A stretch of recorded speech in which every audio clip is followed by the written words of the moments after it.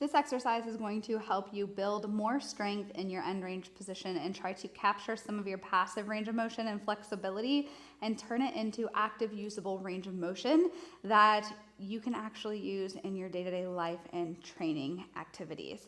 So you're gonna need a PVC pipe, a dowel rod, fancy broomstick, whatever you have. And what we're going to do is we're going to get into a position that makes it easier for you to get into as much extension in your shoulder as possible. Extension is the ability to reach your arm behind your back. Once you're there, we're gonna come out of it, and it's gonna be a little bit more challenging for you to maintain that range of motion. You're gonna lose some of it, but your goal is to lose as little as possible as you're doing this exercise. So you should feel like you're losing range of motion, but you're trying to put the brakes on it so that you lose as little as possible, right? So let's see what I'm talking about. You're gonna go into an overhead position where your shoulders can reach really high overhead. Then you're gonna actively try to hold it and stand up. As you're standing, it's gonna fall, but you're gonna try to hold it as much as you can. So we're holding and holding and holding for the prescribed amount of time, anywhere between 3 to 5 seconds, all the way up to 10 to 30, or until you fail out of it.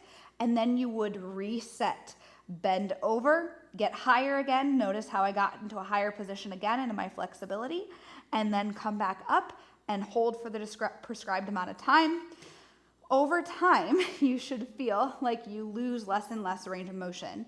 You should also be able to progress this by putting a little bit of weight on here too. So this doesn't weigh very much. You can add a light barbell, but what I would recommend is putting like an ankle weight or a small 2.5 or 5 pound plate at a time first, because the jump will be pretty big into a weighted barbell from pretty much nothing. So slowly you can add a little bit of weight by putting it on the dowel rod or holding it in your hands, and then eventually you can progress that over time too. And you should notice that your shoulder extension mobility and end range strength really starts to take off, but you have to be consistent and patient with this exercise over time.